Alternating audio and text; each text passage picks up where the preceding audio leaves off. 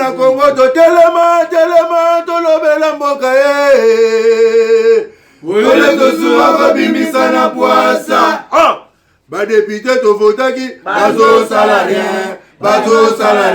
to tele la funa bazo salarié Congo to lega na mwamba bazo salarié to tele lukunga bazo salarié na baboko kuna bibembe bazo salarié ato mala changu bazo salarié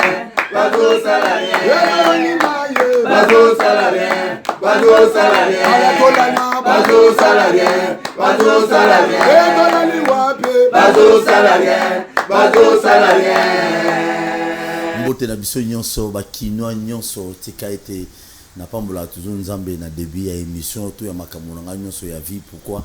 Parce que ce qui était tokosala eloko te tokozala pe eloko te. Matali politique na mboka na biso mo bato mosusu bakoma kobaye na bango politique na mboka oyo.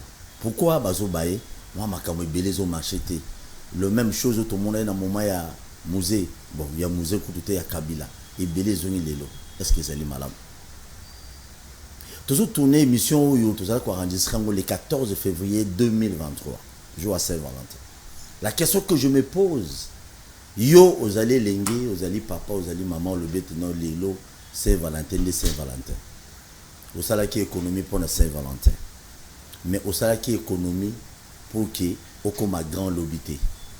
Osala économie pour se pela mukolo moko le 14 février, mais osali économie té pour que non lobby obano tekata makala, obano tekata ba pantalon tombola, obano sala tabo était rien du tout. Mais l'économie que tu as fait depuis mois janvier bandaki ti le 13 février les ara pour la journée moko ya Saint-Valentin. Et on a mis tout na mutuna. Boni oko finga ba konsena biso. Parce que de toi-même, ozo sa l'économie pour être non au émergé, mais ozo sa l'économie pour la fertilité et singo ya mukolo mo kaka. On s'est retrouvé autre soit beti biso biya za ka boni na ipsi no mo solo. Très bien. Lolenge nini turi ko bima na kati ya EAC parce que EAC pose problème aujourd'hui dans la République démocratique du Congo. Ba konzina biso ya Congo ba chaki motemete ce qui EAC ye tata mo konzambo to landa ki na ba télévision mindele aloba ki ete no ndenge EAC zo kotela nzela bunagana wana zo BTM 23 bunagana nzela ti abengani bango nyonso. Du coup banoko baye bavandi awa ba molinga ba momina biso ba mo sala nyonso ba sala. Et comme chef de l'État, il faut que la peuple non bo défendre M23. Le lengi ni toko bi manakati ya EAC. Si j'ai liboso ya mibale na le lengi ya bizali la ba politicien na biso ya Congo, toza pe ko mituna mutuna. Le lengi ni bilenge na biso ya lobby ba ko kipe ko bénéficier na politique ya lelo. Le lengi ni ba politicien o ya lelo. Ba ko yi ko ba jeune na biso ko béni. Pourquoi? Parce que tout le monde a toujours dans le discours politicien, la jeunesse, on espoir à lobby. Mais nini bango bazali ko sala pour la jeunesse en ya lobby. Pour que jeunesse wana ebonga, ba ko mape ba tout. Les autres tout le monde ngara. So ba komi, ils travaillent seulement na ba militant dans ba parti politique. Na yambi ba invité na biso mibale. Quand je dis mibale, ils allaient demander na bino to benga bango. Ndeko na biso Ramazani Rodrigue. Azali cadre na parti politique et en vol. Wapi Délice Sangazali président national à parti wana ba OTP tourner Moulaï dans quelques provinces et c'est wapi Akeneko a annoncé qu'il candidature na na lisala si je me trompe pas les lots tous années na plateau ndeko boni mbote ndeko tosua mbote na ba congolais mbote pena moninga to kabulana makanisi lelo na boutique la yo présentateur représenté na ba landinyoso. Il y a solo Touti Mobembo Molaï et Memaki Bisso na 5 provinces Touti tourné. Première phase, il y a tourné na Bisso. Deuxième phase, ils ont banda dans quelques semaines. Donc entamé deuxième phase, il y a va tourner. Ils allaient na cadre à Liboso à côté la effectivité et existence il y a parti na ba province ou na peine ba territoire bisika dans les 26 provinces. Il y a mis balai. Ils allaient se rendre peu compte il y a situation aux populations à vivre réellement. Il y a solo honorable Sessanga Zali candidat président de la République déclaré dans la province ya Lisala et pas wapi bana Lisala bayamba kisangwana malamu mingi bi pas ban sotoleki batu bayambi biso makasi bayambi honorable Sesanga na esengo mingi oyo tuti motema na ngai ezali ko se rendre compte que mosala basalaka na Assemblée nationale soko ke pendant Assemblée nationale pour ça mosala apparemment peuple wana landaka yango parce que même bana suka ya mboka même wa suka mboka na biso toyaki na territoire ya Wamba na Otuele tozaki na village ya kombo koki manga idaba na kanisa na village bato bakobima weyo baba oyo alobelaka makambo ya la Swahili balobelaka réduction à train de vie à l'état lobaka makambo ya délinquance financière tout le monde aye baye belé ko encourager à continuer mosala sala kana ensemble bandaka depuis 2006 intervention na nyonso balandaka ngo tozana Otuele na ici repris na territoire na l'hôpital tozana chef lieu. Donc, candidature est déclarée, pas forcément car pour honorable Sesanga Zali, moto na poste dans la pouvoir, mais parce qu'elle est porteur d'un projet. Projet ango, comme on ango, refondation du Congo, et ça comporte 5 axes essentiels. Axe Adibosu Zali, sécurité et indépendance nationale. Axe Ami Balé Zali, emploi de jeunes. Axe Ami Sato Zali, réhabilitation et emploi de jeunes. Axe Ami Sato Zali, unité nationale. 4e axe, il y a réhabilitation et intérêt général, na sens, il y a respect à bien commun. Axe, il y a souka, et il y a réaffirmation et primauté à l'État, paix centralité à l'État, na ba mosala o nyoso l'État ko sala na cadre politique public.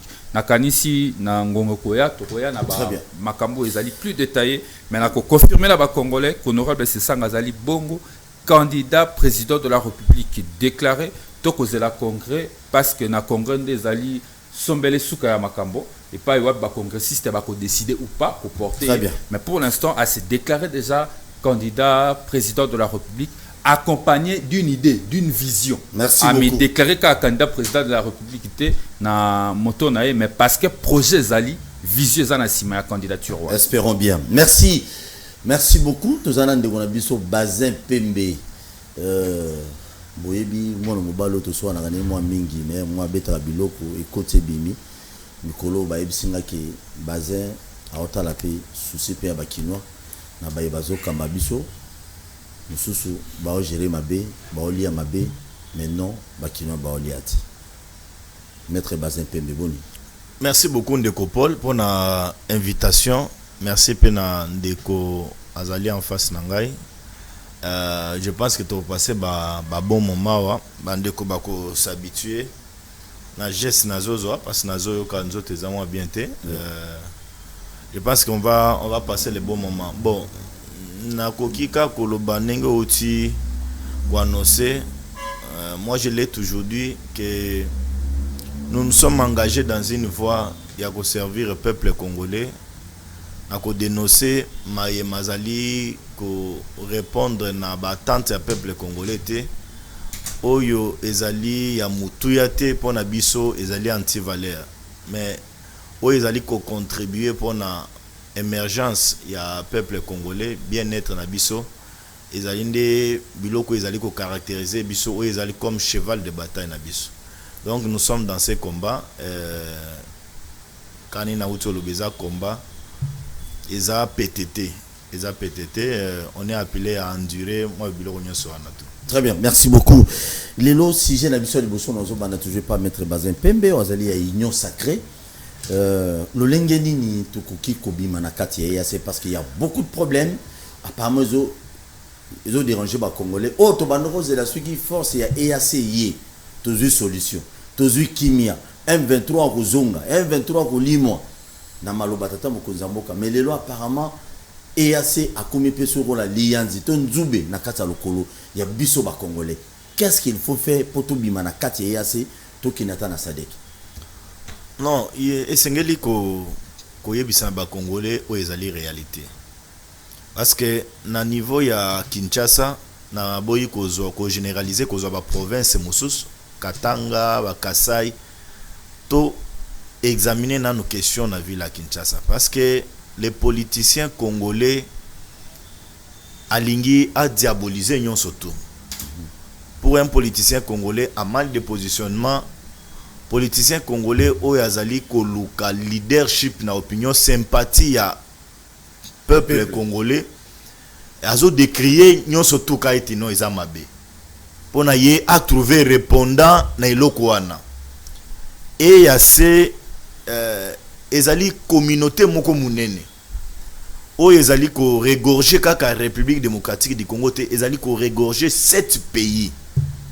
Congo ezo faire partir na EAC. C'est une communauté économique ya na kati ya Afrique. Bokoti na biso na EAC ezali koloba kaka ete non na problème oyo ezali ya intervention sécuritaire na mboka na biso République démocratique du Congo. Bokoti na biso na EAC ezali na ba branche ebele. Lelo na Congo tozali un pays frontalier. Tozali na ba voisins bazali ebele. Tozali na Uganda, tozali na Rwanda, Tanzanie, ba Zambie, ba Angola.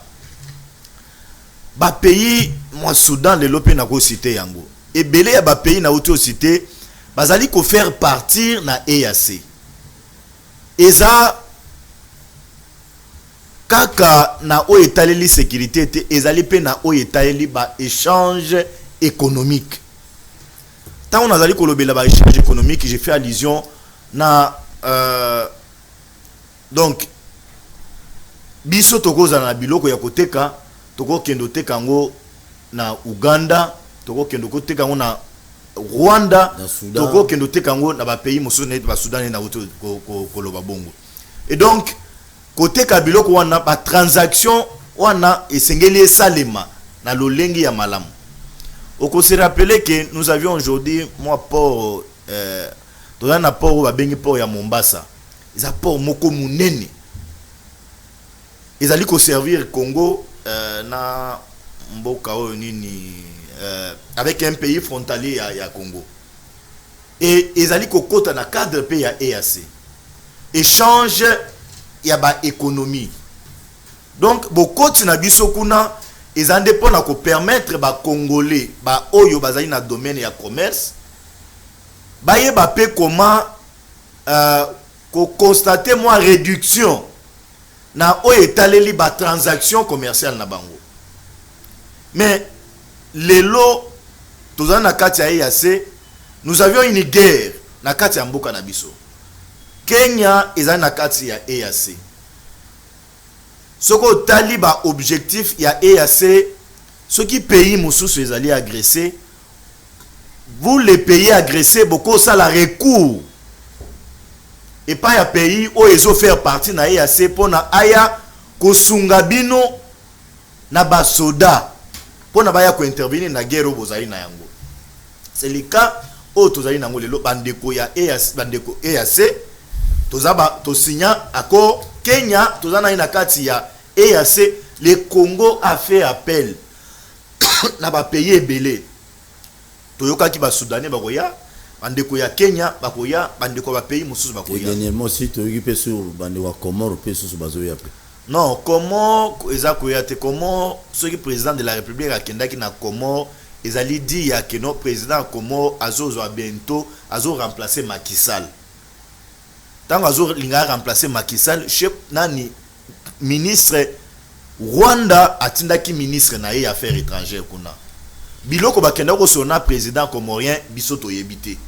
Le président de la République étant garant de bon fonctionnement, il est mieux informé de certaines situations sécuritaires en Mboka na biso. C'est pourquoi le Congo aussi akendaki kuna sur le plan diplomatique, il faut qu'on détruire Mayele ya muninga o azali ko faire avancer bino. Il est allé là-bas ko solona président comorien ba sololi zaka makambo sécurité, ils sont allés aussi parler d'autres choses. Très bien. Revenons à la question de l'EAC. Oui. Et aujourd'hui c'est très important bandeko wana bazana kati ya mboka na biso. Mais ils sont venus avec un appui militaire. La logique, la vraie ezali que tangozo tanga constitution na biso ya République démocratique du Congo mapinga na biso ya mboka bazali na devise moko oyo ezali défense ya intégrité territoriale ya mboka na biso. Est-ce que notre armée a échoué aujourd'hui à la défense territoriale ya mboka na biso? Je dis non.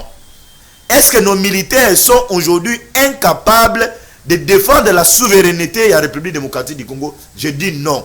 Est-ce que le gouvernement congolais est défaillant en ce qui concerne les rations? Yakopé Sabasoda na lobi non. Et pour preuve, l'État congolais est en train de travailler. Nous avons reçu la levée, il y a notification, il y a embargo. Aujourd'hui, nous pouvons nous procurer les armes et nous sommes en train déjà de nous procurer les armes. Mindou qui nous sont ezali koyawa, mais nous n'avions pas le temps ya kokende ko filmer pour na koya ko exposer à la télévision. Et enfin, la République démocratique du Congo avait un problème. Nous n'avions pas dans ces pays une loi de programmation militaire. Et nous avions aujourd'hui une loi de programmation militaire en République démocratique du Congo. Et Ndekopol et Sengeli Koyebe que non, le Congo a lancé une opération. Il y a un recrutement, il y a des soldats. Et les lots, on a recruté au sein, il y a des paisibles citoyens congolais, des nationalistes. Nous avions aujourd'hui des soldats recrutés et ils ont été formés. Basal déjà na carte, il y a armée Nabiso. Donc l'effectif militaire, les lots est mati. Mais on peut s'attendre à une suite favorable. Mais il y a un problème, un fait réel. Il y a un groupe de gens, de nos frères qui sont à l'est du pays, sont en train de pousser le gouvernement. Il y a qu'à créer une crise entre le gouvernement et la EAC. Alors que vous bien pour Nabiso. Les accords sont souvent évalués. Avec EAC, nous avons signé. À chaque 6 mois, nous allons évaluer. Si ça ne va pas, nous allons nous assumer. Nous allons nous assumer. Ma question est de savoir, le Lengine est parce qu'apparemment jusque-là, au lobby, nous allons nous assumer ce qui m'a évolué. Parce que depuis la zone tampon, M23 va avancer, va territoire, bien que FRDCP a récupéré non, ça a beaucoup écho. La M23 publicité inutilement. Oui. Mais la presse n'en parle pas. Et même ses opposants, moi je l'en parle aussi. Même ses opposants faibles, c'est Sanga candidat président de la République, Namboka Nini Congo. Oui, na Congo. Mais Ezali, c'était Ezali blasphème sur na Koloba Bongo. Ezali blasphème de Konanga Paul. Ezali, je comprends que. Non, j'ai suivi mon frère Koloba. Moi, ça m'a fait mal. Ça m'a fait mal parce que on peut être intelligent. On peut être député, réélu. Mais ce n'est pas d'un coup.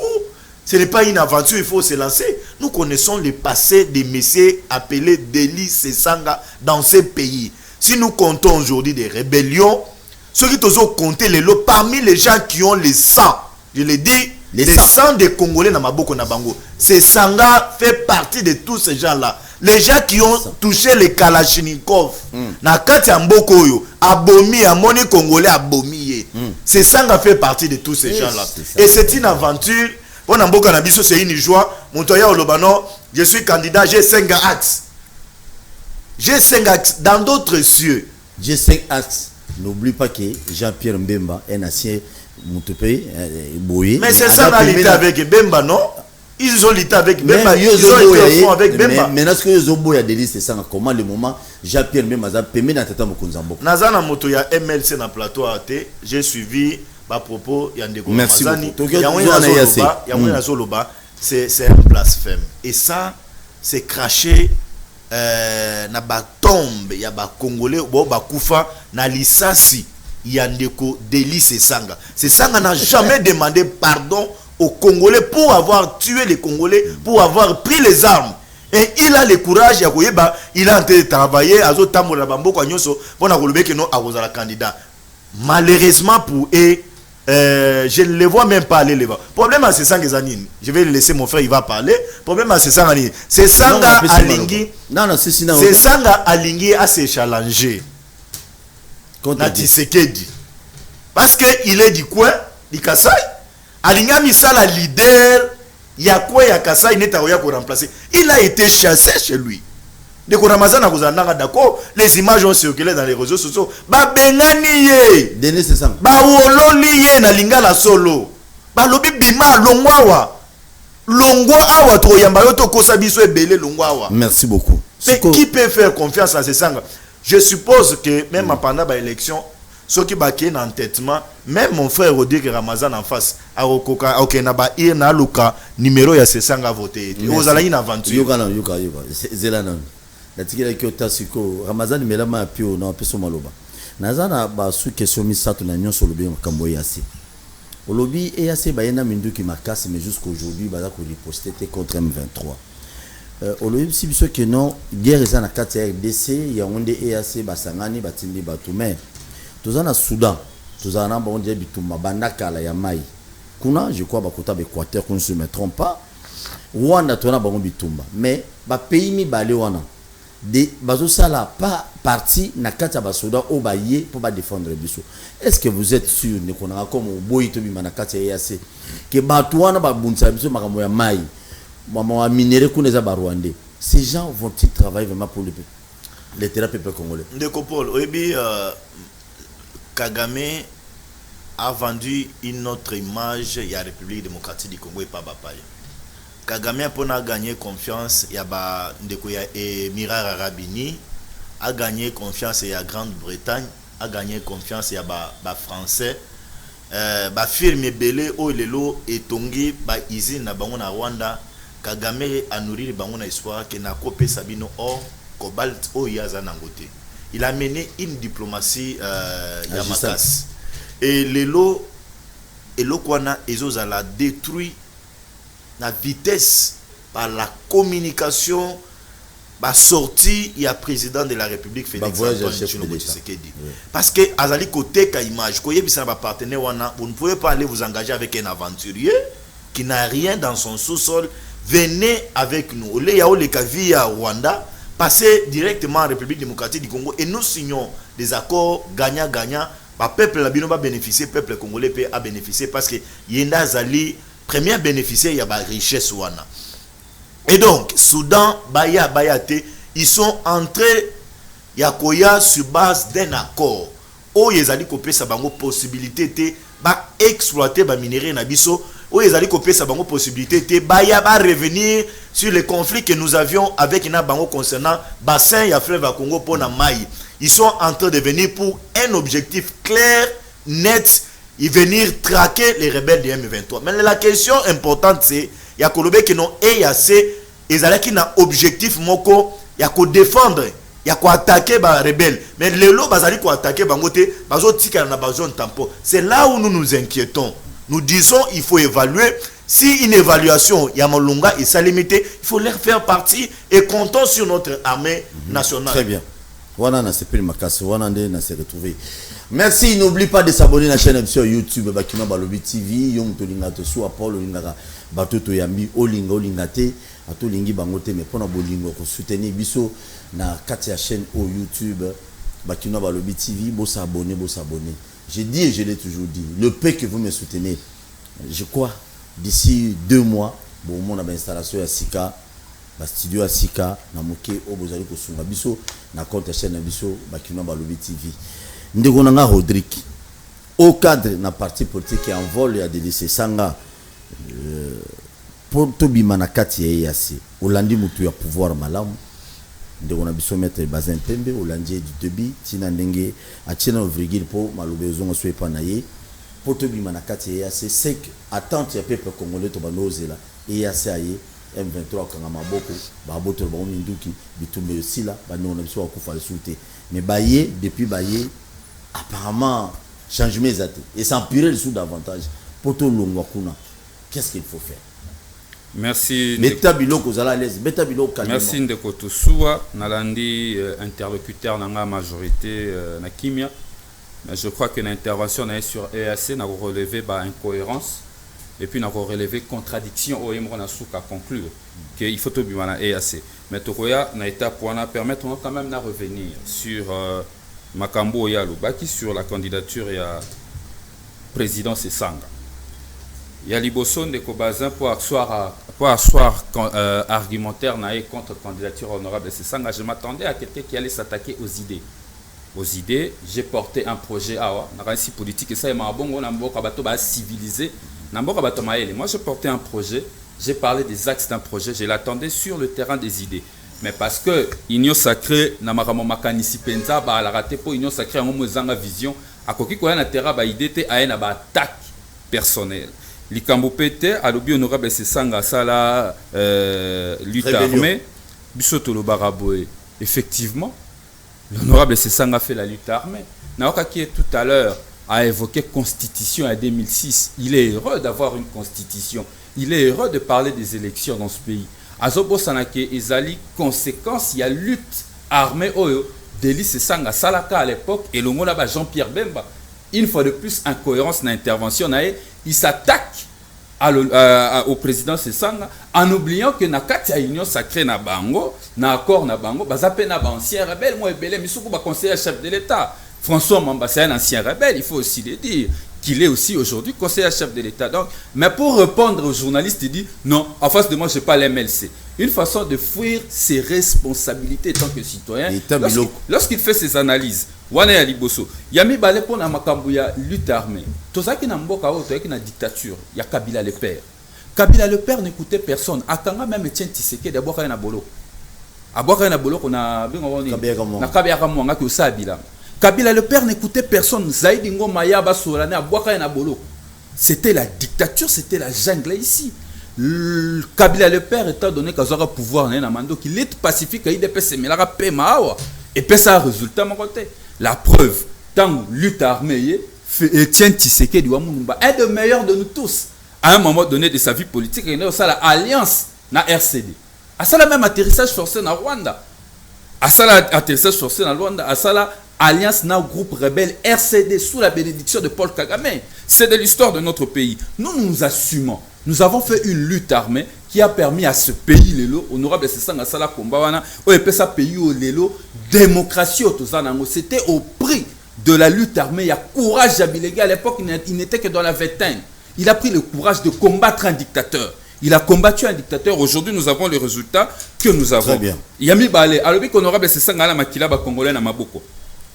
Le problème avec Mandekonabi, son est bazar au sein débat sans objectivité. Agoloba Makambo en l'air. Nous avons un rapport de Nations Unies. Rapport, il y a une ONG. Au établissement la responsabilité de la guerre nyonso tokuta na Congo, ba kombo ya batu etangama na kati. Rapport mapping.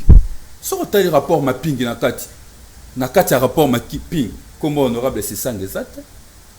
Ba criminel de guerre batangama na kati. Ba seigneur de guerre batanga manakati. Ça c'est l'objectivité. Un intellectuel fait un débat sur ce base là. Je peux comprendre si je suis en face d'un homme de la rue ou un monsieur qui fait à ça le débat, il y a Batasan était à 10e rue limité. Mais je suis en face de moi. Malheureusement, il y a on a lobby. En face de moi, j'ai un cadre de l'AFDC. En face de moi, j'ai un avocat de surcroît, un universitaire. Donc quand il avance, il dit que c'est Sanga a des sangs de Congolais dans le main, il faut brandir de preuves. Moi je dis, dans le rapport mapping, Combo est honorable, c'est Sanga, et Zalakanakatité. Et sa candidature est valable. Parce que le président Bele Bozon Mboko, peut-être na carrure au Yanamote. Ali, je crois que sur le plan intellectuel, nous avons relancé des défis. Même il a relancé des défis. Il a reconnu ça. Yami Balé, il a l'expérience de la conduite de la chose publique. Il a été ministre, 3 fois député. Et mon salaire ministre, député, s'est démontré tant au gouvernement il y a 2003 que à l'Assemblée nationale à travers l'initiative parlementaire. Compétence naie a remise en cause, parcours naie. Il y a mayele naie, il y a kotanga naie, batotu bayebi, bayebi sikatanga naie ligo, bayebi sikani nazo diplôme naie, bayebi sikani nazo diplôme naie université.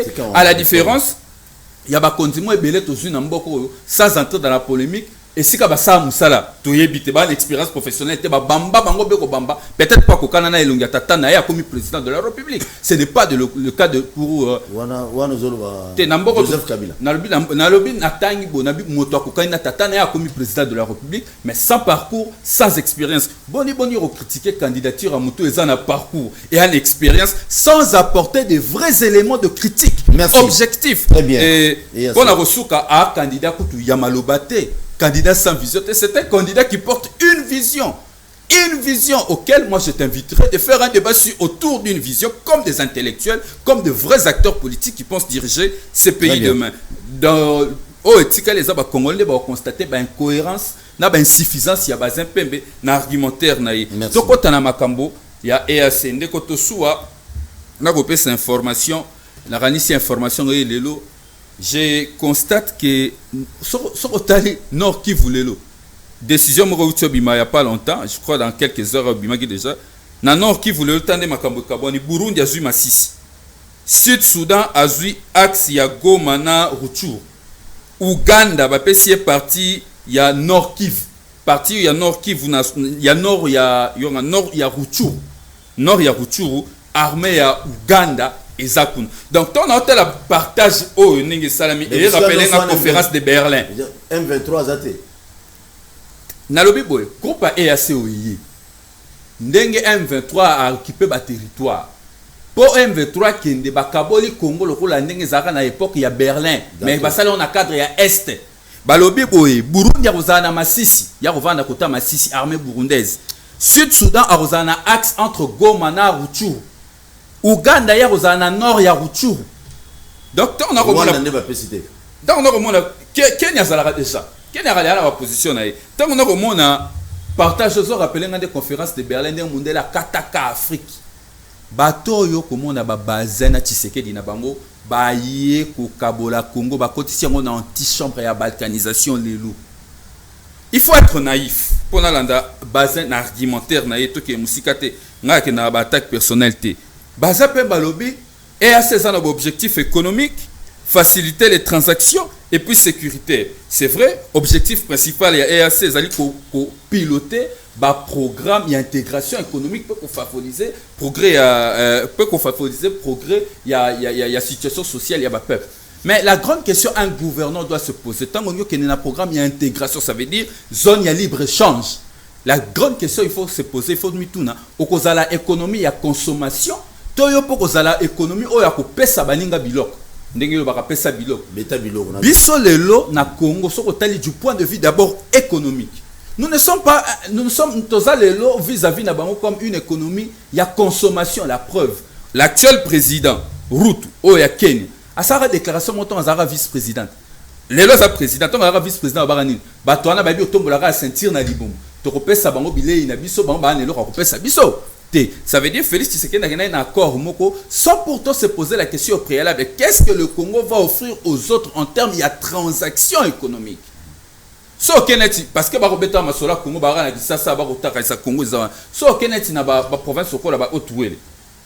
On se rend compte que population la bisa Otuele a consommé ba produits ou taka mingi wapi Uganda na Kampala. Nous sommes une économie de consommation. La chose qu'il fallait faire si on est vraiment un gouvernant sur le plan il y a intégration. La première des questions il fallait tomber tout. Est-ce que bisomoko en interne tous en infrastructure et intégration ozo permettre que Congolais à ça la raneti kiti na Goma toi ça la elamba na Goma aya côté quand on a Kinshasa na nzela ya mutuka nous sommes une société suffisamment intégrée pour que toi que na ba zone ya libre échange toi permettre ba to mususu ba côté pas na biso. Ça c'est la première question, c'est la question que le pouvoir actuel ne s'est pas posée mais même biso na et si kamoro économiquement nous sommes perdants. Économiquement c'est le Congo qui est perdant encore assigné na EAC. Deuxième point abi ko faciliter transaction te et loko a EAC ko sala bango ne ba ko pesa biso biloko na bango mingi parce que bango ba na ba organisation bazana ba usine bazana ba entreprise bazana ba fabriquer ya minene ba ko dominer économie na biso et notre économie sera colonisée par l'économie de pays qui nous sont limitrophes parce que nous en réalité tous abiso ne se conscient que le Congo n'exporte pas, le Congo n'est pas son temps à importer 90% il y a des produits et soutenable c'est tout cas c'est sécurité et si quand on est Tshisekedi d'abeta libaku penda il y a ma ben amto ami parce que tu ça qui est ça erreur. Parlons sécurité ndeko situation au Mali Rwanda a agressé à Congo bandakala ça c'est vrai mais depuis 2012 Tshisekedi yemora lobi na ba discours nemo ebele que makambo il y a M23 c'est vide et si là maintenant il y a zone c'est biso M23 c'est Félix Tshisekedi il collab accord hasardeuse na signé en bilatéral na Rwanda na Ouganda. Qu'est-ce qui s'est passé tant que bazaki ko analyser la situation sécuritaire na est ya Congo. Et là vous avez s'est passé tout ça qui na cadre multilatéral ba bengo cadre accord cadre d'Addis Abeba. Accord cadre d'Addis Abeba ça va permettre analyse la situation sécuritaire il y a est na ya sous-région parce qu'il fallait sécurité za na est pour sécurité et za la peine attaque ya sous-région.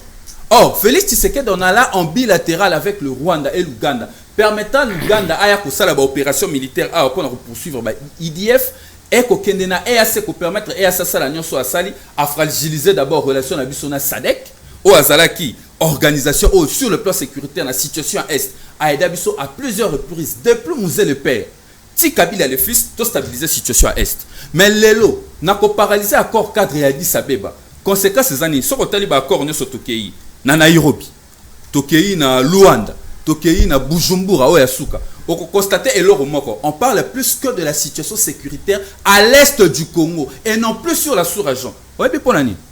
Parce que Félix Tshisekedi a importé la guerre des autres chez nous. Il a permis aux Ougandais de venir poursuivre les IDF ici. Les lobes Ougandais, ils ont un problème. Ils ont un Ouganda. Ils ont un parce que l'armée ougandaise boyebi ke bazali awa bako betaka bako bundana kana ba IDF ngonga na ngonga ba dérangeaka bango esute ba Sud Soudan ba mbororo ndenge moko lelo ba Sud Soudanais bazali na mboka na biso bako poursuivre binemi na bango mikolo nyonso et puis nébuleuse nyonso ba kotisi biso conséquences za nini tant bako traiter question sécuritaire ya Est à Congo bako beta sous na sous-région parce que ba pays sous région lelo bazakimia conséquence mboka na biso lelo komi ko kabwa na biteni.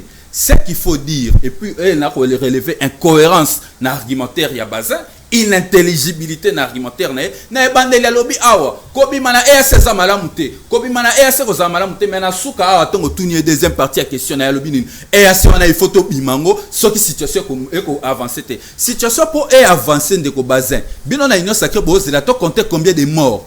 Combien de territoires occupés, combien de fois la République est déstabilisée dans le cadre de la gestion territoriale. Mboka lelo eza fragilisé. Ba Congolais ba kokufa matin midi soir likola ba erreur ya gouvernance na bino. Yozo zelani ni poto bima. Bozo zelani ni poto bima na lelo kona organisation est démontré noir sur blanc qui ne sont pas venus accompagner les Congolais à finir avec les M23. N'est-ce pas? Problème aux alelo awana OK pas makambo armée arbitration tout ça. Arbitre notification et sauter. Problème na bino na union sacrée na epte so ezani so ba problème analyse ou quoi?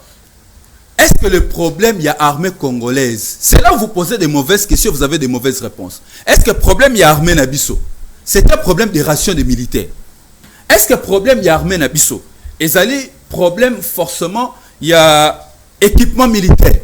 Le problème de l'armée est plus profond que ça. C'est pourquoi ils sont en vol depuis 2019. Yo polingi no bato maele te ba diriger mboko yo linga bato yo lingi wana ba diriger mboka. On demi comme ta maele monga a diriger mboka te. Mais depuis 2019 biso en vol te bisarabino loro moko. Te sarabino la priorité c'est la réforme de l'armée. Bobak toi ba ene toi ba jalou wana bolunga FCC cache na Kabila les bino miso. Te c'est nos priorités la réforme de l'armée. Pourquoi il faut insister sur la réforme de l'armée? Le problème de l'armée, pour toute analyse de la question sécuritaire avertie, alors il y a 3 niveaux. Niveau Liboso Zali, c'est un problème systémique. Niveau Yami Balé, c'est un problème structurel. Niveau Yami Sato, c'est un problème fonctionnel.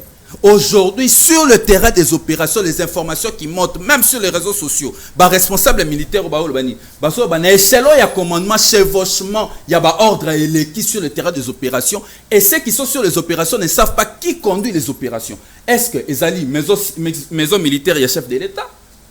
Ezali, 34e région militaire, ils ont commandé l'opération. Est-ce que Ezali, commandant la 3e zone de défense? Est-ce que Ezali, gouverneur militaire, le pauvre, qui n'a aucune information des opérations sur terrain? Il se pose de vraies questions. Lorsque vous voulez aujourd'hui faire des débats politiques, il faut le faire dans le fond. Botika aux superficiel, venant dans les attaques unités. Le problème est un problème de fond. La question sécuritaire de notre pays appelle à repenser notre système de défense. Il faut repenser le fonctionnement de notre armée. Notre armée a connu beaucoup de problèmes. Il y a l'intégration, il y a le mixage. Est-ce que le mixage est hétéroclite? Est-ce que le mixage est ça en fait symbiose? Il y a bien. Tout ça, on doit se poser des questions pour qu'on puisse avoir des résultats sur terrain. Pour nous qui salobi sous les sous-mamokili. Bango union sacrée depuis basala et l'eau qu'on a bakanisi on dirait basou qui simukili. Alobi. Il faut la loi de programmation militaire. Loi de programmation militaire et ezala ki temboula na mboula. Et là peut-être parce que tout bête ma la gouvernance. Si comme ça to bête la gouvernance na une tambola. Loi de programmation militaire et cause à la conséquence il y a budget général il y a république. Pour que loi il y a programmation militaire et ça la respecter, il faut budget général et ça la respecter. Mais en face de moi j'ai l'union sacrée, des indisciplinés financiers.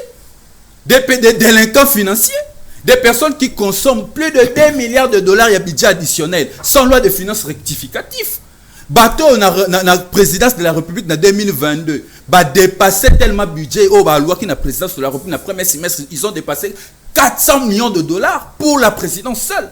Toutes les institutions, dans le premier semestre de 2022, le budget est alloué na bango. Mais des indisciplinés financiers comme ça veulent venir dire aux Congolais que non, bisonde tozaliawa, tokopé sa armée 1 milliard de dollars, tokozela na réduction de comptes. L'indiscipline qui vous caractérise, surtout que tu n'es pas dans la période électorale. Badongolo misunyoso bakozela bambali mainyo sakro ba libanda tant bakokota na gouvernement bakokota ça ni ndeko tosuwa ba congolais. Si tant ba ça remaniement ya gouvernement ça maliko ne pona ki sama de ko ya tant bakokota bando zelango tu les tant bakokota les 13 heures ba ko mais gouvernement zo ba kokenende ko lukani ba ki ko luka mosolo po babika bato ba détourner mbongo ya mbongo ba travaux publics mbongo chilengelu mbongo ya 100 jours des détourneurs expérimentés et aujourd'hui ils veulent faire croire aux Congolais oui nous avons sorti une loi de programmation militaire loi ne permettre de financer armée ce qui est une fausseté. La seule personne qui peut y croire c'est quelqu'un qui n'est pas doté des raisons. Moto azali na ba raison na nyonso na makanisine nyonso ayebi ndenge Tshisekedi akokumbela mboka oyo na ba détournement bipai na ba corruption bipai akoki ko croire ata mokete na makambo ndeko baze pemba koloba. Donc il faut bien analyser les questions de politique. Merci. Tant sécuritaire économique et sur le plan international avant de venir à la télé de s'attaquer sur les individus. Maître basé un peu mes réactions na yo et bon tous les gars sujet mususu. J'ai suivi avec oreille religieusement si je peux le dire ainsi Ndeko Rodrigue, mais ce qui est étonnant que azoye bisabiso koyebisana ba congolais ba kolanda biso que l'armée a un problème structurel. Mais ça c'est nous au sein de l'Union ça que nous avions toujours dénoncé et le Kwana que armée autozaï nango lelo nous avions une armée infiltrée na kati ya mboka na biso oyo et que les régimes passés c'est ces régimes qui a permis à ce que tous les généraux lelo na kati ya armée na biso bazala na ba origine moko oyo biso nyoto to dutaka na yango. Et nous sommes en train de passer aujourd'hui par une identification vraie. Il y a badine fils amboko ba bazana kati ya armée. Ça Rodrigue qui doit les retenir. Et lorsque je pointe du doigt, c'est Sanga, mon frère me parle d'un débat des individus. Mais aujourd'hui, nous condamnons, nous disons que Kagame est en train de tuer les Congolais. Si nous voulons comptabiliser Bato Bakoufa depuis que la succession et la guerre, tu connais Mboko, son patron ne doit pas s'échapper. Rodrigue est conscient, il est conscient que son patron a tué et que son patron a le sang des Congolais dans ses mains. Mais parce qu'on est dans la politique, les lorsqu'il le béni mabé à ses sanga, le lendemain à cause de limogé place où Azali. Le mieux c'est rebiffer à se rétracter na bilo musu pour na olobe que non, c'est un débat des individus. Merci. Non, ce n'est pas un débat des individus. Nous parlons de la nation, quelqu'un qui a pris son courage d'aller au front tuer des paisibles citoyens congolais, nous sommes appelés à dénoncer. Mon frère, mais il faut dénoncer aussi Paul, Rodrigue me parle des rapports mapping, mais ces rapports mapping aujourd'hui, que tous nous voulons de vive voix et ça en application. Tango Batonion soit tout parce que les témoins sont là. Mais le nom de ce sang lorsque les témoins sont là, soit posé. Non, je veux que tu sois objectif. Le nom de quelqu'un ne peut ou le nom de quelqu'un ne peut ou ne pas il peut être ne pas être dans les rapports, oui. Mais lorsque les témoins vont défiler, ils vont citer. Ça c'est un élément important. Ça c'est un élément important. Vous êtes un juriste de quoi? Ce qui n'a rapport, comment Moutezo yate, mais on fait appel à un témoin. Les témoins peuvent dire oui, comme on a égalité, mais à telle date, à telle époque, j'ai vu X, j'ai vu Y. Tala biloko ya salaki. Et là, on va l'interpeller. Du coup, donc bon, c'est glorifié raté que non, on peut pas. Nakati a rapport mapping, le nom de ces sangs n'y figure pas. Non, détrompez-vous. Parce que dans les rapports mapping, je ne vois pas comment on peut exclure RCD. Bako exclut MLC, Bako exclut parti politique Yazaï Ngoma parce que tous ces gens-là ont combattu. Même Moussé Roland Zerdier Kabila avec AFDEL, ils ont combattu tous ces gens-là, figurent dans le rapport mapping. Donc, attendez-vous les moments opportuns, tant au tribunal, comment Bazo Bengango, Bako installer le tribunal, attendez-vous à cela. Mais il y a aussi un fait. Je croyais que a contredit nga sur les assez il m'a pas contredit mais nao ya zolo bana ya ba zone tampon et qu'il y a une répartition. La répartition rappeleur mon le bagi massi César banani. Non, j'ai vu ça dans les réseaux sociaux. Bien à le bien recoute que non amonia ou lelo non. Et c'est une répartition, ils ont circulé il y a cela 3 jours. Ils ont circulé non, bien si réel massi qui est vrai. Est-ce que c'est malin? Non, dans le bien que non. Danger ça dépend encore. Non, il y a pas ne craignons pas tout. Ne craignons pas tout, ne diabolisons pas tout, n'intoxiquons pas tout dans l'opinion parce que bino boni ko intoxiquer la politique. Ils sont venus, ils se sont partagés le coin après un moment peut-être bazali ko kenina logique il y a ba récupérer zone, ba restituer zone wana na maboko ya ba congolais. Ba récupérer zone, ba restituer zone wana na maboko ya ba congolais. Donc soyons seulement regardants.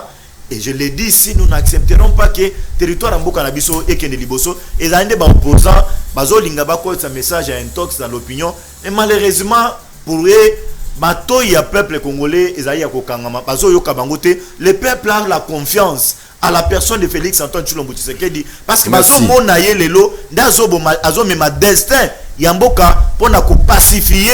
C'est ce qui est important pour nous. Merci beaucoup. Bobo Sana pour s'abonner à la chaîne sur YouTube avec nous Balobi TV. Émission il est caca de lundi à dimanche na Wemsa Télévision à 10h juste et puis à 16h juste et puis rediffusion nango et à la 21h. Rediffusion à la 21h puis à minuit na Wemsa Télévision. Nzambe na lola à mon abino. Ndeko Rodrigue rapidement pour la deuxième thématique. Ndeko tosua omoni politique tant que tu continues ça politique boy ça kokota pena na profondeur à makanisi pour que bato lobby aux candidats ba yeba pena neni otela kama mboka batu nyonso ba yo ça politique na plateau na to sali analyse awa atombo yem tabanda situation économique ya EAC na solo liango awa akoki oyate oh il m'a rejoint j'étais rejoint en quoi j'étais démontré que votre décision de nous intégrer dans la zone économique on est qui bourde j'étais rejoint en quoi pourquoi ça va congolais ils allaient qui bourde on a expliqué aussi que peut-être on a bientôt sur un téléphone parce qu'il y a expliqué toi tu analyse parce que tu es opposant est-ce que toi tu peux accepter œuvre ya Tshisekedi ningo zawana merci beaucoup maintenant nous autres kende na réaction ya Souka pour toi avancer to compte la deuxième thématique. Bah ouais, le code s'habille sur la zone, il y a libre échange, ça pour autant se rendre compte que les Congo, bah se rendre compte que le Congo exportera, le Congo importera. Donc, vous avez l'économie à consommation pour les autres. Deuxièmement, tu as une infrastructure à intégration, tu peux permettre aux commerçants de transiter facilement en interne. Comment il y aura un voisin alors qu'en interne, il va diviser? La première chose pour un gouvernement sérieux, c'est une réflexion limitée. C'est une réflexion limitée. Il faut élargir la réflexion. Nous avions des commerçants en République démocratique du Congo. Il faut se familiariser, il faut s'intégrer. La vis-à-vis l'échange des idées. Il faut ça les mains.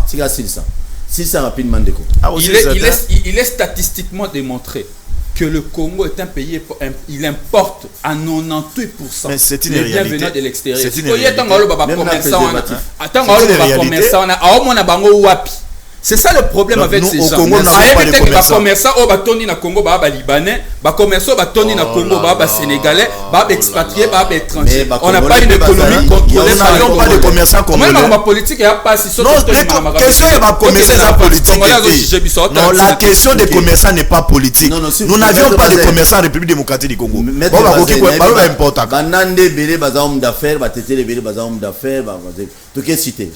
La question est simple, qui domine l'économie congolaise? Ce sont les expatriés, c'est connu. Merci, on avance. Donc, pourquoi si tu réponds à la question, tu quoi avancer? Nous parlons des questions de politique publique et là, je ne blague pas.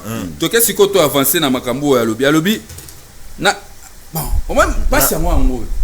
Pas si à moi en gros, on a un soit à Congolais. Ailleurs, les sous-lobby, de l'île, c'est ça qui est dans la France pour attaquer les Congolais. Pour dire le couteau, on est au bazin. Ça est choqué, parce que tu es revenu deux fois. Parce que deux fois. Honorable Sessang, honorable Sessang, Akendaki na etumba contre dictature. Et puis bengana dictature il y a Kabila les pères awa. Babunde sango ba beta yango tisho ya la kate bakenda San City. Ignorance na ya histoire. Par voix nini. Ignorance na ya histoire. Par voix nini. Par voix nini, non? Il y a des amis par voix nini. Moi, je connais la voix des armes. Maître Bazin, yo dosé, tika ya sisa pardon pour to gagner ta. Chité wana ndeko. Ignorance bandeko na biso et on va comprendre que la lutte pacifique et kokai ko silisa dictature ya Kabila te. On était obligé de répondre par la voie du feu. Yango na bandeko basimaki mandoki ba bengana dictature wana lelo za na démocratie, wana esengo za na constitution pour aucune élection pour la 4e fois. Il faut payer sa merci. Il faut payer sa merci na ba essence. Na ba o nyoso ba bundaka. Un sanguinaire comme c'est Sanga. Ndeko. Maître Bazin tika chité ko to lia minute toke. C'est bon, argumentaire il faut argumenter. Honorable c'est ça na sala lutte armée et permettant beaucoup les la démocratie na constitution toi qu'il y a une élection 4 fois. Pour na mutu mo il faut pas décorer comme héros national au même titre que Kabila et parce que ba Che Guevara ba sala ngombo. Ça c'est un courage de sorcier. Che Guevara mutu abi ba histoire monde rôle ba makambo. Ça c'est un courage de sorcier. Ba Che Guevara ba sala ngo pona ba mboka na bango tozana ba Fidel Castro et Bélis c'est ça na so ngo classé pe na rana les amabete na sala lutte armée libérer peuple na. Merci de parce il a pris tout le temps, il a pris tout le temps. Je suis pas venu l'accompagner quand même. Ah oui, là tu as raison. Je suis pas venu l'accompagner. Mais il y a zo katanga maloba. Il faut à reconnaître Awa. Nous reconnaissons depuis longtemps. Nous reconnaissons depuis longtemps que l'armée congolaise a des problèmes d'infiltration. Il a dit, il est sincère. Mais la grande question, après 4 ans au pouvoir, ce problème, vous êtes au pouvoir pas pour faire des constats, des faits, c'est que ça va constat. À comment aux avions privés, on a que nous collons là-bas, Comores, partout. L'objectif ici, vous avez le pouvoir. Deuxième. Il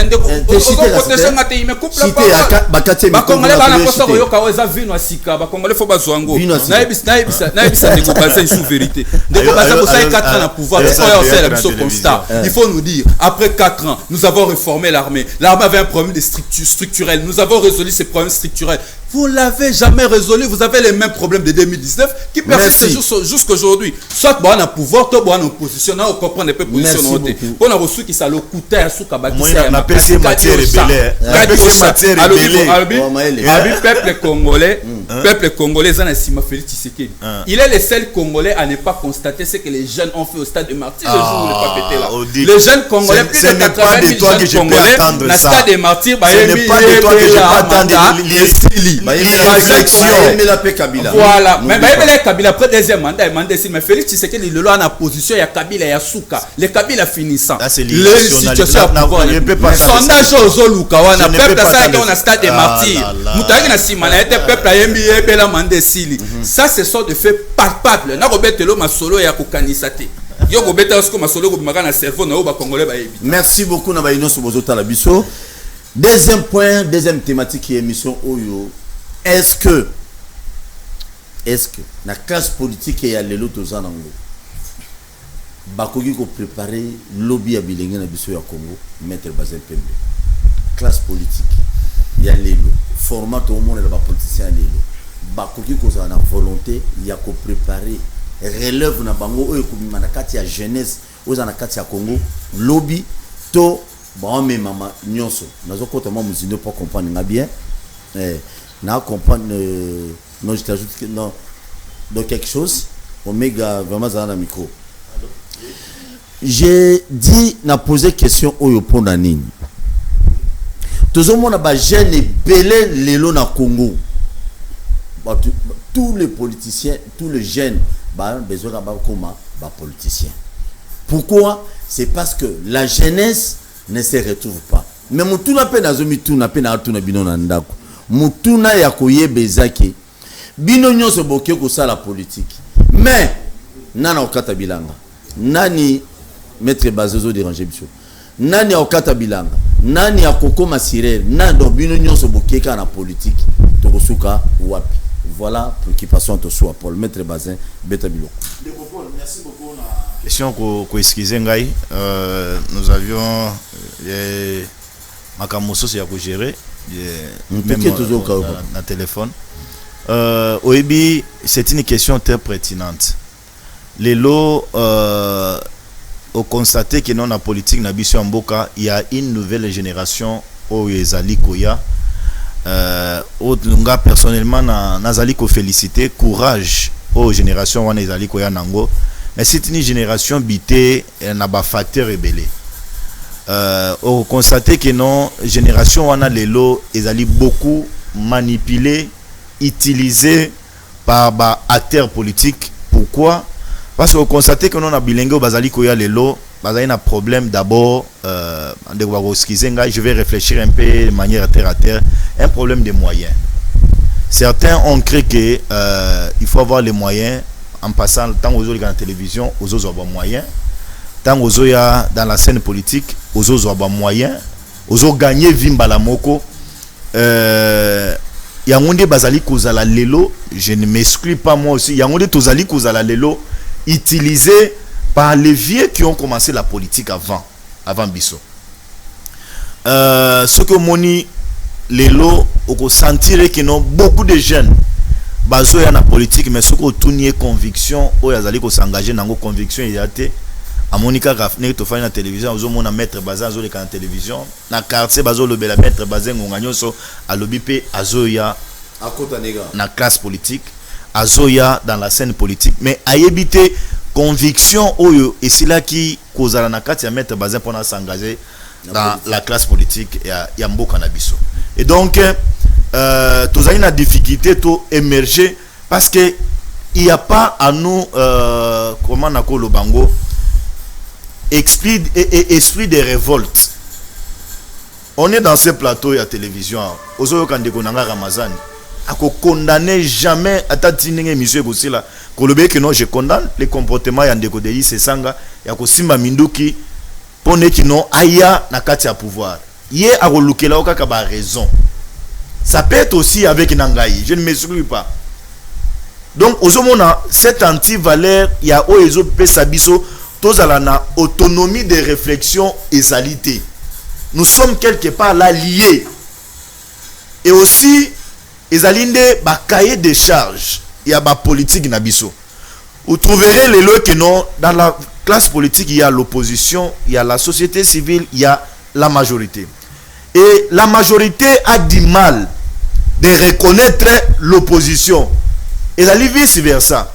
Et même l'opposition a du mal de reconnaître un bon acte. Oyo, ba gouvernant, ba posé. Alors que dans d'autres cieux, vous pouvez arriver en France, Nenge Macron a un pouvoir, au moins Le Pen, à la télévision, à féliciter Macron que non acte a posé à Salim Malam. Mais Nabiso na Congo, vous ne trouverez nulle part. Pour preuve, on venait d'évoquer tout à l'heure là le cas EAC. Même lorsque Gotia débat Awa, depuis que Félix Azan a pouvoir tina les losoko tuni ba opposant, ils vont vous dire Tshisekedi n'a rien fait. Dans les n'a rien fait, on a tuna bango même pas Tanzela, a Royebiso basala Ranzela Maboulou.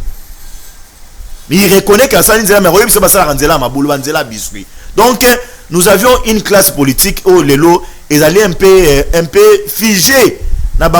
Nous ne reconnaissons pas bah, bien fait Yabatou. Mais comment s'émanciper? Émancipation est cause très difficile. Mais la seule voie où il peut permettre le loba de s'émanciper, c'est la voie des urnes. Et vous trouverez que tous ces jeunes, où le loba zolika, naba média, pour ne s'émanciper par la voie des urnes, et vous allez pour na bango difficile. Pourquoi? Parce que on a aucune élection au Congo, il faut avoir des moyens. 5 000 on peut s'abattre. Ceux qui aux alliés na moyen T au cours tu vends ton programme, personne a coupé ça au litoy. Et surtout dans cette ville de Kinshasa où les idées ils osent à la vallée par Makambo Bambongo. Tous ces jeunes n'ont pas d'argent. Vous pouvez les voir le long de la journée. Le télévision, ils allaient liés à visibilité. Mais attention, nous avons un peuple où je peux dire hypocrite. Les moments il y a élection à côté la yo moto côté mwana mégaphone na maboko à côté ça lito était à kolinga moto ayeli bassin ayeli super watt ayeli polo lobino sengeli na kanisa moto ya pesanga bassin na toka kamai na kendo kosoma mapa kena kanisa moto azo ya na malobo. Voyez, nous avons un problème sérieux qu'il faut travailler dans la classe politique congolaise et c'est pas aujourd'hui que l'Okwana et cause à l'élaguer. Donc c'est avec le temps qu'on peut travailler pour faire voir à l'opinion que votons les idées et non les individus et non des moyens, il y a des individus. Mais j'espère que ceux qui peuplent a commis conscient, maturité et cotibiso, on pouvait faire quelque chose de bon au Kenya élection avec un programme et la population te fait confiance.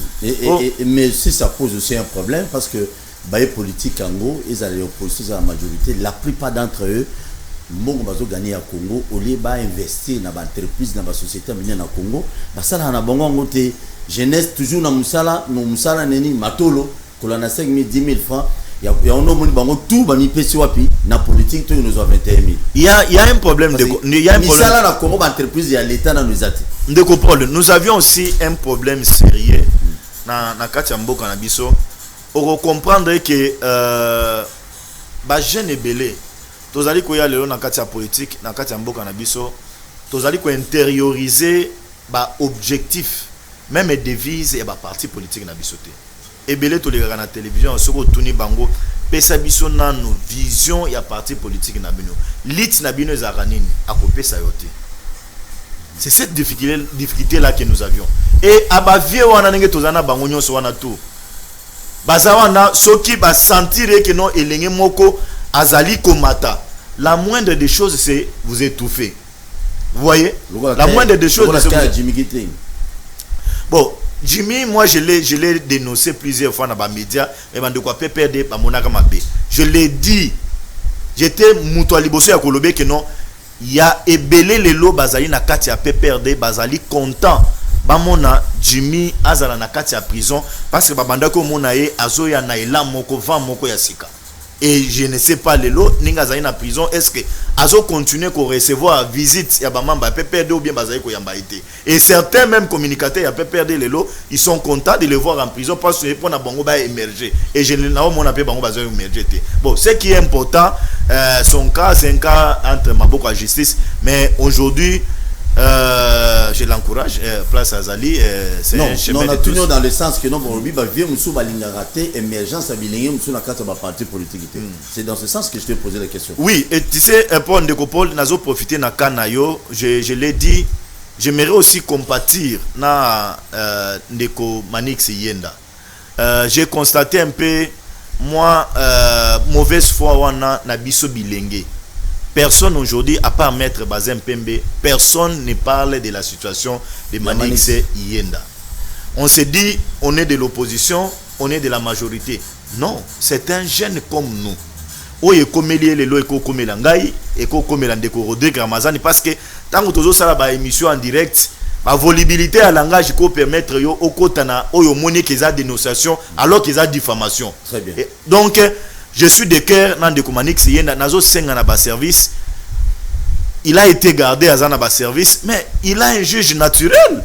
Sengeli bozoye botinda ye pas zozinaye ceux qui ba indice sérieux ya culpabilité zana charge naye ba comment ko déférer à qui des droits pour être non Manix a retrouvé liberté naye c'est un père de famille il a une famille il a une femme na lingana loba azana mwana bandeko naye bazape na souci ya komona ye ceux qui ba tindi na parquet amone que no batina na boloko c'est une bonne chose au lieu ya ko garder tina lelo na balie moko secrète en tout cas eza bien. Très bien, merci beaucoup, merci Maître Bazin Pembe. Je tiens à vous rappeler émission Bakina Walobi et Gana Wemsa télévision de lundi à dimanche à 10h juste 16h juste mais émission lelo toti la vino téléphone était Maître Rodrigue Ramazani bilenge lelo bino baye politique bobomi bilenge belé na politique na bino ya ngondo moni bango nyonso baokima na politique. Est-ce que Congo ya mboka ya Congo yo mboka ya Lumumba ekotonga makana na politique to ekotonga makana na lenge mususu beta biloko.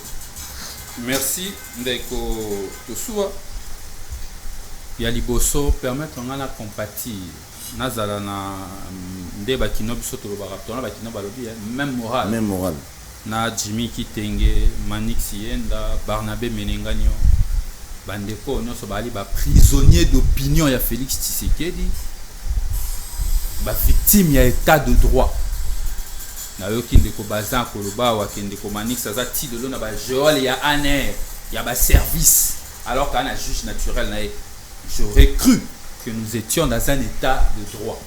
Nous avons un état de droit et nous avons na compatir na bandeko bali victime il y a opinion na bango bali victime il y a absence il y a état de droit bali victime il y a régime à Félix Tshisekedi libérer les prisonniers d'opinion libérez-les toko tasiko na question na ndeko tosua makambo bilenge ya Congo la jeunesse congolaise le problème est un peu transversal, il est multidimensionnel. Il faut comprendre qu'il faut ça le compartiment, il y a bilingue. Il y a la jeunesse sportive, il y a la jeunesse estudiantine, il y a la jeunesse politique, il y a la jeunesse ils ont des bilingue, ça la entrepreneuriat. Mais motuna paye, non motuna est clair et c'est que les réponses à la paix clair pour ba congolais ba ba biso toko ko kamba bango lobi toko yeba makambo toko sala toko yeba makambo toko motuna no ezali est-ce que classe politique alelo ekoki kopesa mbongwana na bomo yi ya bilenge na bité so na beti di baku na question na l'état biloko question no ya moi mais na catégorie ya bilenge on a kalboli yawa. Mais classe politique, effectivement, a la possibilité à couper sa solution à problème à bilingue. Mais ce qui est vision, vision pour résoudre le problème, il y a bilingue dans le compartiment, on a payé. Problème majeur, il y a jeunesse congolaise, ils ont emploi. Et ça, mon sala bilingue à Congo, il y a mis sala terre. Problème, il y a les bosseurs à bilingue à Congo, orientation et formation na bango nous ce qu'on permettre bango ba ko salate malgré diplôme. Quelle est la vision que nos amis du pouvoir ont aujourd'hui pour l'émergence de cette jeunesse? C'est là où moi j'attendais baser membre de la majorité. Quelle est la vision? Le quoi bon la vision te biso to une force alternative, la refondation du Congo, programme na biso ezope sa bilenge deuxième point. Na kata programme na biso yali emploi de jeunes. Bilenge nyonso tout ende sengeli basa la politique. Bilenge nyonso tout ende sengeli ba beta bale. Bilenge nyonso tout ende sengeli ba kende université. Bilenge nyonso tout ende sengeli ba ya kolandaka ba leader politique. Biso tolobi boy, ya liboso faut qu'on pesa bilenge solution liboso ya misala. Comment on peut arriver à donner à cette jeunesse du travail? Mokonzi mboka na landaki na discours sur l'état de la nation alobi que croissance ya mboka na biso lelo ezali à 6%. Et elle est malade. Elle est comme ma bête ya bi que to ni malama te to bi que ya malade. Croissance à 6% ya malade. Mais ma bête croissance na bango zani. Eza na secteur benmoko secteur minier. Lokola to suis chance grâce à la situation à coronavirus. Parce que tu peux vivre le long de budget comme mata et à les conséquences il y a effet à conjoncture internationale. Local a lelo aussi chance que conjoncture internationale est favorable na ba minerai na biso. Mon sala o esengela ki Félix Tshisekedi na gouvernement basa les alliés à diversifier l'économie. En diversifiant l'économie, elinga qui permettre que bilenge bazwa misala na nzela ya agriculture. Parce que toi, dans le secteur mokozo fonctionne, secteur minier, le secteur nous sommes en rouge. Qu'on diversifie l'économie pour nous permettre que l'investissement dans le cadre de l'entrepreneuriat bilingue paye salement. Et sengeli ya liboso pour bilingue va trouver compte na bango na classe politique et sengeli classe politique oyo koya ezala na vision ya beaucoup mimboka. Ezala na vision lolenge nini akoku mamboka mais lokola lelo bande ko biso union sacrée balaka na vision te se ebana na Congo mobimba bayebi solution ni bakopesa na makamba bilenge tende ko mona bako tata banana motuna na yo motuna yaki PTP simple. Classe politique a la possibilité mais le problème qui en est aujourd'hui la volonté politique. Problème ezali au-delà même de la volonté politique, la manière de choisir les dirigeants. Topona kanani ndeko bazalo biango moto yaki na mo wax moto yaki na mo kanyaka moto yaki na mo nini mais tochaka au devant de la scène baïdete yango biso en vol todobi rupture avec le passé désormais olingoza président de la République projet contre projet mais ba projet ngo ebele lobamaka nazoya et lobamaka mais c'est réalisé raté c'est ça le grand problème mais ba o ba réaliser raté d'abord un bazaka nango te yo moi Félix Tshisekedi de réaliser ni aza simba benda tika bi bamba bamba ala projet te ana vision te ameka challenge le simbité ameka 100 jours abeti libanda akene 145 territoires ezo simba kaka non Rodrigue projet à 145 territoires, je peux te rassurer mon frère nazo non yo gazo ben discipline nazo pesa information bien nga indiscipline problème est pas na yonde ozaka langage ma contrôler te nga nazo le besoin ibisa na discipline moi muso exacteur au tia par indiscipline non s'il vous plaît ozaka na langage ma maître Ramazan donc binumi bali ba maître Bazin pardon comment tant on appelle ça maloba tout ce qui est sur la mais ozo pesa inde ta bebele ya monde azali ko benga nga naza indiscipliné non aza élégante merci beaucoup t'es chité OK yango moni lokola vision ezate bazana bi bamba il faut vision ezala ya bilenge vision na bino ya bilenge za nini ye mo kalobiki ezalité na sima na balanda ka mosolo ngai omoni ba tomate pe batambola ba buka maka bilanga moko me bateka maka motu ya mokote ngape na elenge mais na sala politique on de ko bazalo bi wana te na sala rango te nga sala politique na la conviction on est différent so ki ye ya sala politique lobi afinga ki baati lelo koma pro baati eza choix na ye parce que na bazalo afinga baati et aujourd'hui je peux comprendre que après pour finga baati suite ya makambo ya le problème ba moyen alandi ba moyen na sima baati comme ko soutenir baati ngana ko peso beleme bele o ngana baza na plateau ya ko soutenir aza contre FCC ako beta baati fimbo lokola bomaye yango na lobi boy eza vérité tika to ba boy a yango na lobi boy la réalité lelo o esengeli to ebisa ba congolais ezali que pour to résoudre problème wana ezali liboso il faut to tia liboso makanisi les idées en avant. Ce qui est l'autre toyebi muto na ko pona député. Azo kende ko sala nini na assemblée. Projet législatif na azo porter zanini. Likanisi na cadre contrôle ya gouvernement zanini et ko sala en sorte que bilenge ba trouver compte na bango na politique mboka. Mais tant que ba ko sala ka politique ya ko kende ko lande sika ba moyen ezali na pouvoir Mboka et qu'on continue à tourner en rond et les jeunes ne vont jamais retrouver leur compte. Merci beaucoup, Maître Bazin de Baboukabana. D'abord, je suis un peu très déçu. Na Rodrigue, na yoka na moi batak moko Sungai, j'ai fait semblant de ça, mais il est revenu encore sur ça. Na lingina ebisaye que il doit améliorer son langage na ba débat. Il a terrain moko na tiki la rapé moto tenté. À terrain mon article a tenté mais j'étais laissé il faut aux attendre ceux qui vont passer aux paroles aux attendre il y a qu'à retirer mais na ligne na informé na qui a relevé comme il y a programme il y a 145 territoires Ndekopol je peux vous rassurer aujourd'hui que j'étais à Mitwaba territoire Mitwaba ce que moni ba école oyo ezali kotonga na territoire Mitwaba na ezaba province ya côté ya Katanga kuna so moni programme à 145 territoires na o italeli ba école na o italeli ba centre de santé de konangai je vous dis c'est un bon programme à féliciter et problème est cause à lelo ya visibilité peut-être bazo bomba ba image balingi ko changwa la place publique mais je peux te rassurer de Copol que programme à 145 territoires c'est une réussite totale et ça réussite bon Koloba total moi ba faille cause là mais je peux na lobi moi ba erreur cause là mais je peux vous rassurer que non na bao baibi c'est un programme important pour le président de la République et il va marquer l'opinion congolaise en général un programme à 145 territoires. Merci beaucoup, te contacter prochainement. Merci beaucoup Ndekopol. O clôturer les sons. Pas pesa malo pour nos finga lisos.